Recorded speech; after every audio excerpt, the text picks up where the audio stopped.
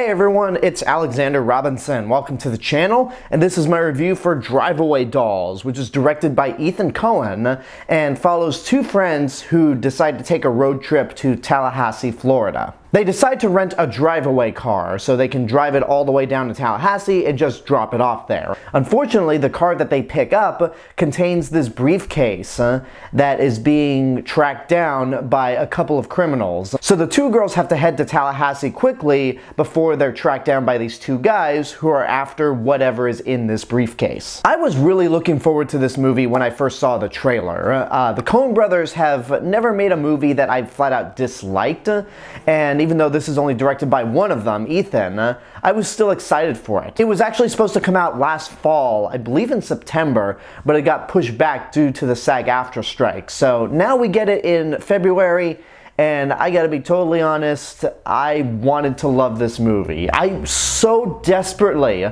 wanted to give this movie high praise and just gush over it. But I would be lying if I said I wasn't disappointed. I know that the Coen brothers are very much an acquired taste when it comes to their movies. Like, a lot of people love Big Lebowski, including me, but there's a handful of people that really don't like it.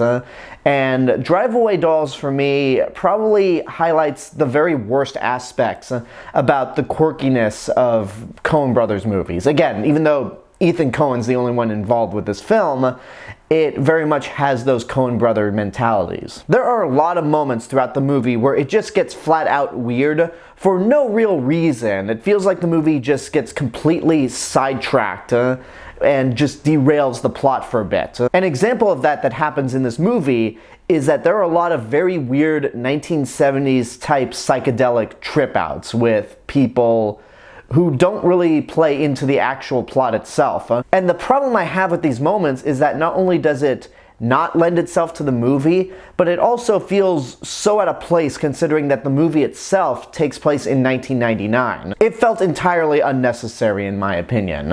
Also, another issue with the movie is that it's way too short. It barely clocks in at an hour and a half. It's an hour and 24 minutes to be exact.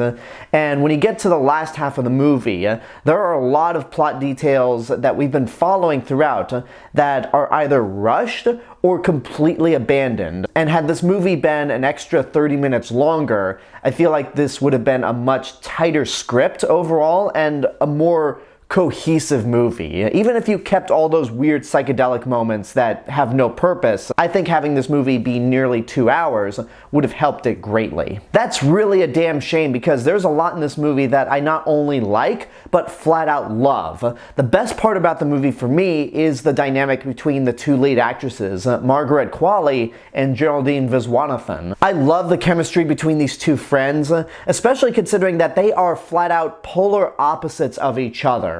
Jamie is more horny, she's more extroverted and out there. She has a heavy Texas accent, which I found a lot of the time to be hilarious. And then Marion is very introverted, she's timid, and she is usually one that follows the rules. She's very much in her own zone, and there are a lot of points where she feels peer pressure from the things that Jamie tries to get her to do. And this is also where the script is at its best.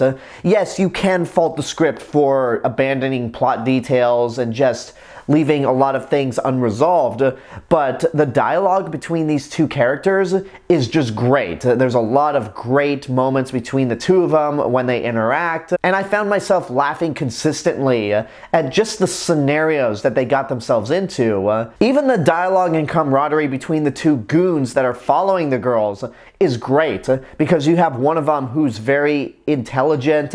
He's willing to talk to people in order to get information out of them without coming across as brutal, while the other one is very much a brute, and at the end, a very thin-skinned person who can't take insults very well. Anytime the movie focuses on either of these two groups, I thought that's when it was at its best. And there are also several other actors that show up for brief periods of time that make a lasting impression. Beanie Feldstein is really funny and has a lot of screen presence. Pedro Pascal doesn't show up throughout a lot of the movie, but he certainly leaves an impression in more ways than one. And Matt Damon has a very small yet important role. that leads into a really great punchline at the end. So despite everything that I loved in this movie, I really have to be honest and say that this was a letdown because I went into it with such high expectations, thinking that it would be something far more clever and more tight, and considering that this was directed by Ethan Coen, you can't help but go in with high expectations. So I would ultimately say watch at your own risk, but on the more positive end, there's a lot to really love about this movie. Whether it's the performances, the scenarios, the dialogue, there's a lot of really brilliant moments throughout, but on the whole, it is kind of a mess at the end of the day. So yeah, I really wanted to love this movie, and I only ended up loving certain elements of it. And there you go, that's my review for Drive Away Dolls. I hope you enjoyed it, and now I want to know what you guys think about the movie.